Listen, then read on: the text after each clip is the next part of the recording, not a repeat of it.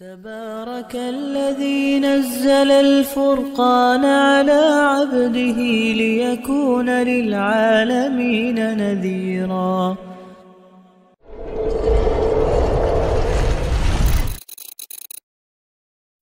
بسم اللہ الرحمن الرحیم۔ پوری دنیا میں ایک واقعہ بہت مشہور ہوا، بڑی دھوم مچی ہوئی ہے اس واقعے کی۔ چند لمحوں کا وہ واقعہ ہے، لیکن اس چند لمحے کے واقعے نے پوری دنیا کو ہلا دیا ہے۔ سوشل میڈیا پہ اور ٹیلی ویژن چینلز پہ خبروں کا مرکز یہ واقعہ بنا ہوا ہے کہ ایک لڑکی جس کا نام مسکان، جس کے والد کا نام محمد حسین خان، وہ لڑکی چہرہ چھپا کے کالج جا رہی ہے۔ چند لڑکے آ کے اس کو تنگ کرتے ہیں، نقاب اتارنے کا کہتے ہیں، اور نعرہ تکبیر لگاتے ہوئے کالج میں داخل ہو جاتی ہے، کلاس میں داخل ہو جاتی ہے۔ کہنے کو تو ایک چھوٹی سی خبر ہے یہ، لیکن آپ دیکھ رہے ہیں پوری دنیا میں پوری ہلچل مچ گئی ہے۔ بی بی سی جیسا مشہور چینل، نیوز چینل، اس لڑکی کو بلا کے اس کا انٹرویو لے رہا ہے، اس کے والد سے انٹرویو لیے جا رہے ہیں۔ تو یہ اتنا مشہور کیوں ہو گیا یہ واقعہ؟ وجہ اس کی ہے کہ یہ واقعہ اپنے اندر بہت سارے اسباق سموئے ہوئے ہیں۔ جتنے بھی پوری دنیا میں غیرت مند لوگ ہیں وہ مسکان کی غیرت کو ہزاروں سلام پیش کر رہے ہیں۔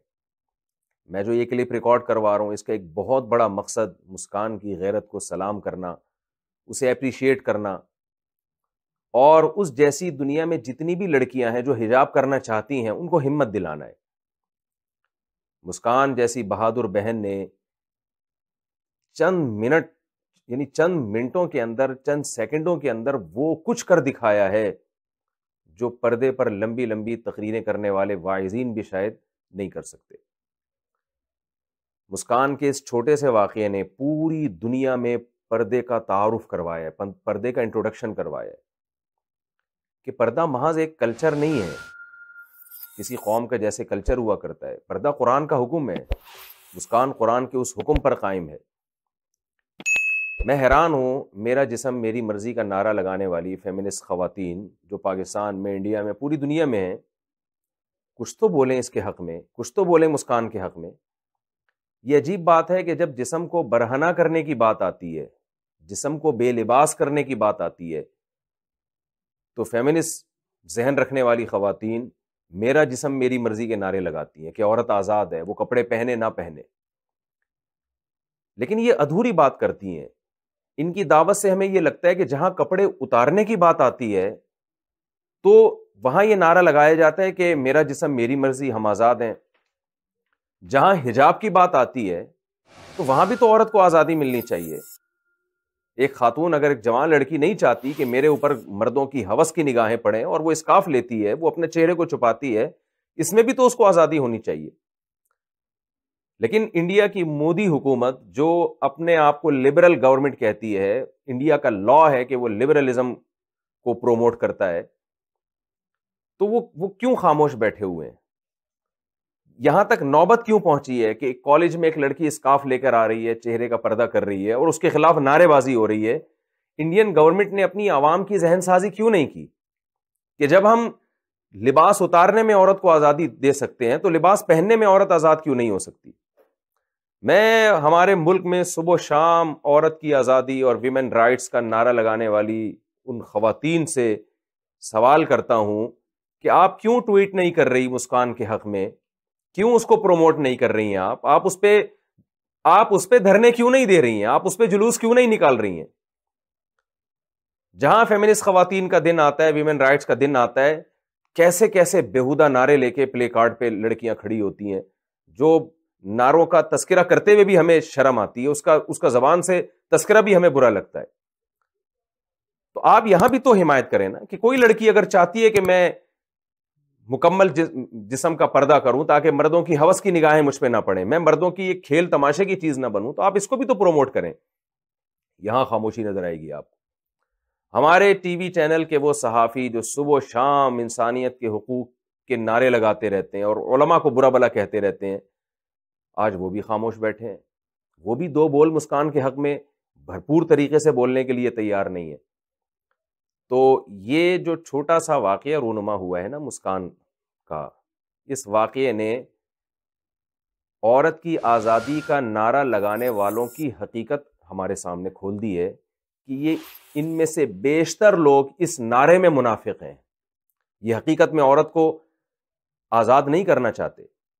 اور ہم اکثر اپنے بیانات میں یہ بات بولتا رہتا ہوں، اور میں کیا بولتا ہوں، بڑے علماء سب بولتے ہیں کہ جو تحریک بھی عورت کو بے لباس کر رہی ہے، عورت کو کپڑوں سے آزاد کر رہی ہے، عورت کو حجاب سے آزاد کر رہی ہے، وہ لیبل تو یہ لگا رہی ہے کہ ہم عورت کی آزادی کے علم بردار ہیں، لیکن حقیقت میں وہ مرد کو عیاش بنا رہی ہے. وہ مرد کے لیے عورت تک پہنچنے کے راستے کو آسان کر رہی ہے، تاکہ مرد جب چاہے، جس عورت سے چاہے، جس لڑکی سے چاہے، اس سے ریلیشن قائم کر کے اپنی جنسی ہوس کو پورا کر سکے. اسلام نے عورت کو حجاب کا راستہ دیا ہے کہ عورت ایک اٹریکشن کی چیز ہے. کوئی مرد جب اس کی طرف جانا چاہتا ہے تو اس لڑکی کی راہ میں اس کے باپ اور بھائیوں کی رکاوٹ ہو، پردہ رکاوٹ ہو، پراپر طریقے سے نکاح کا پیغام بھیجے اور اسے پراپر طریقے سے بیوی بنا کے گھر لے کر آئے، اور گھر لانے کے بعد اس کے حقوق ادا کرے، وہ تمام ذمہ داریاں پوری کرے جو ایک ہسبینڈ کی اور ایک شوہر کی ہوتی ہیں. لیکن وہ خواتین جو بے پردگی کو معاشرے میں پروموٹ کرنا چاہتی ہیں، وہ عورت کے حصول کو آسان بنا دیا، سستا بنا دیا. میں لوگوں سے کہتا ہوں، بتاؤ گرل فرینڈ کے کیا حقوق ہوتے ہیں؟ کیا اس کا نان نفقہ آپ کے ذمہ لازم ہے؟ کیا اس کی ماں کا وہی حق ہے جو بیوی کی ماں کا حق ہوتا ہے؟ کیا اس کے بھائیوں کا وہی حق ہے جو بیوی کے بھائیوں کا حق ہوتا ہے؟ کوئی رشتہ قائم نہیں ہوتا گرل فرینڈ بوائے فرینڈ میں. تو جو خواتین بھی بے پردگی کو پروموٹ کر رہی ہیں، وہ اصل میں اس عورت کا حق ضائع کر رہی ہیں جو باقاعدہ پراپر طریقے سے بیوی بن کے کسی کے گھر کی زینت بنی ہے.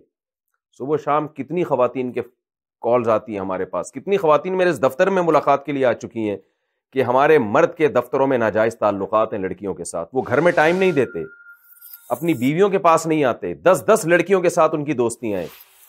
میں ان خواتین سے کہتا ہوں کہ جن لڑکیوں کے ساتھ آپ کے ہسبینڈ کی دوستیاں ہیں، وہ لڑکیاں پردے کی پابندی سے آزاد ہیں. وہ سلیو لیس کپڑے پہن کے، وہ اسکرٹ پہن کے دفتروں میں آتی ہیں. مردوں کی ہوس کی نگاہیں ان کے پہ پڑتی ہیں، آپ کے شوہر کی نگاہیں ان پہ پڑتی ہیں، وہ مردوں کو اپنی طرف مائل کرتی ہیں، جس کی وجہ سے مرد جو خراب مرد ہوتے ہیں ان کی طرف مائل ہوتے ہیں. معاشرے میں جہاں خیر ہے وہاں شر بھی ہے. لوگ ایسے موقع پہ یہ کہتے ہیں کہ بھئی جو خراب مرد ہیں وہ ان کی طرف جائیں گے نا، مرد کو چاہیے اپنے نظر کی حفاظت کرے. دیکھیے، برائی کا کوئی بھی ذریعہ ہو نا، ہمیں اس ذریعے پر پابندی لگانے کا حکم ہے. ایک چرسی اگر چرس لے کے لوگوں کے سامنے بیٹھ کے پینا شروع کر دے، آپ اپنے بچے کو وہاں جانے سے روکو گے کہ بیٹا وہاں چرسی بیٹھے ہوئے ہیں، چرسی ایک چرس پی رہا ہے، آپ وہاں جا کے چرس نہ پیو، اس لیے کہ اس بات کا خطرہ موجود ہے کہ آپ کا بیٹا بھی خراب نہ ہو جائے، وہ بھی نشہ نہ کرنا شروع کر دے. وہاں اگر کوئی یہ منطق پیش کرے کہ آپ اپنے بیٹے کی ایسی تربیت کریں کہ وہ چرسیوں میں سارا دن بیٹھا کرے مگر وہ چرس نہ پیے، لہذا اس کو چرسیوں میں بیٹھنے دو، آپ کیا یہ لاجک صحیح ہوگی؟ آپ کہیں گے میں دونوں طرف سے کام کروں گا، اپنے بچے کی تربیت بھی ایسی کروں گا کہ وہ نشے کے قریب نہ جائے، لیکن میں حفظ ما تقدم کے تحت اپنے بچے کو نشہ کرنے والے لوگوں میں بیٹھنے بھی نہیں دوں گا. اسلام مرد کی یہ تربیت بھی کرتا ہے کہ وہ نظر کی حفاظت کرے، لیکن اسلام ایسے قانون بھی بناتا ہے کہ مرد اگر نظر کی حفاظت کرنا چاہے تو اس میں مردوں کے لیے مشکلات نہ کھڑی ہوں. اسلام پردے کا ماحول پیش کرتا ہے، عورت کو حجاب کا پابند بناتا ہے کہ کوئی اگر مرد خراب ہونا بھی چاہے تو معاشرے میں خراب نہ ہو سکے. وہ ان خواتین کا کیا قصور ہے جو بیچاری شادی کر کے ایک کسی شوہر کی بیوی بنتی ہیں، اور شوہر صبح شام نئے نئے چہرے اپنے دفتروں میں دیکھ دیکھ کے ان کی طرف مائل ہو رہا ہے اور اپنی بیوی کو ٹائم دینے کے لیے تیار نہیں ہے. آپ یہ چاہتے ہیں کہ پوری دنیا کا فیملی سسٹم اسی طرح تباہ و برباد ہو جائے جیسے بہت ساری اقوام کا تباہ و برباد ہو گیا. یہاں تک کہ فادر جو ہے نا، فادر کی ڈیفینیشن چینج ہو چکی ہے. ایک زمانے میں فادر اسے کہا جاتا تھا جو آپ کی والدہ کا ہسبینڈ ہو، اور اب اسے بھی فادر کہا جانے لگا ہے جو انلیگل، جس کے کسی عورت سے ریلیشن ہوئے اور اس کے نتیجے میں آپ پیدا ہو گئے. تو آپ چاہتے ہیں کہ آپ کے معاشرے میں یہ خالہ، پھپھی، چچا، ماموں، بھتیجی، بہو، دیور، جیٹ، جٹھانی، یہ سارا سیٹ اپ برباد ہو جائے. گرل فرینڈ بوائے فرینڈ کا رشتہ وہی ہوتا ہے جو میل فیمیل کا جانوروں میں آپس میں رشتہ ہوتا ہے. ہر وہ تحریک جو نکاح کو معاشرے سے ختم کر رہی ہو اور بے حیائی کو پروموٹ کر رہی ہو، اسلام چونکہ دین فطرت ہے، اسلام ایسی کسی تحریک کو کبھی برداشت نہیں کرتا، کبھی قبول نہیں کرتا. اور خاص طور پر یہ جو ہماری فیمنسٹ خواتین ہیں ان کو چاہیے تھا اگر وہ واقعی خواتین کے حقوق میں سنجیدہ ہیں, وہ ویمن رائٹس دل سے چاہتی ہیں کہ خواتین کو حقوق ملے, تو انہیں چاہیے سب سے پہلے مرد کو وفادار بنائیں کہ جس عورت سے وہ نکاح کرتا ہے اس سے وفا کرے, اور وہ تمام چیزیں جو اس کی اپنی بیوی کی طرف اٹریکشن میں رکاوٹ کا ذریعہ بنتی ہیں ان تمام چیزوں پہ پابندی کا مطالبہ کریں, اس کے لیے آواز اٹھائیں, اور مرد کی اپنی بیوی کی طرف اٹریکشن میں جو چیز سب سے زیادہ رکاوٹ بننے کا ذریعہ بنتی ہے وہ گھر کے باہر بے پردہ عورتوں کا جسم ہے, جو مردوں کو اپنی طرف مائل کرتا ہے, جو ان کے خاندانی نظام کو تباہ و برباد کرتا ہے. تو میں دوبارہ اپنی بات کی طرف آتا ہوں کہ جو تحریکیں عورت کی آزادی کے نام پر اس کو بے لباس کر رہی ہیں, اس کے جسم سے پردے کو ختم کر رہی ہیں, خوب اچھی طرح سمجھ لیں وہ عورت کو آزاد نہیں بنا رہی, وہ عورت تک مرد کے پہنچنے کو آزاد کر رہی ہیں, مرد کو آزاد کر رہی ہیں کہ وہ آزادی کے ساتھ جب چاہے عورت تک پہنچ جائے, جس عورت سے چاہے اپنی ٹھڑک پوری کرے, اپنی خواہش پوری کرے. تو مردوں کی آزادی کا, مردوں کی عیاشی بڑھتی ہے, اس سے عورتوں کی عیاشی نہیں بڑھتی. تو اس لیے ہم مسکان کی عظمت کو سلام کرتے ہیں کہ اس نے پردے پر مضبوطی دکھا کر پوری دنیا کو یہ پیغام دیا ہے کہ اگر عورت آزاد ہے تو جیسے پردہ نہ کرنے میں اس کو آزاد سمجھا جانے لگا ہے ویسے ہی عورت پردہ کرنے میں بھی آزاد ہے. اور مسکان کے اس واقعے میں اسلامک کنٹریز میں رہنے والی خواتین کے لیے بہت بڑا سبق ہے کہ ایک لڑکی ایک غیر مسلم ریاست میں رہ کے پردے پر مضبوطی سے قائم رہ سکتی ہے, جہاں اس کے پردے کو اپریشیٹ نہیں کیا جا رہا.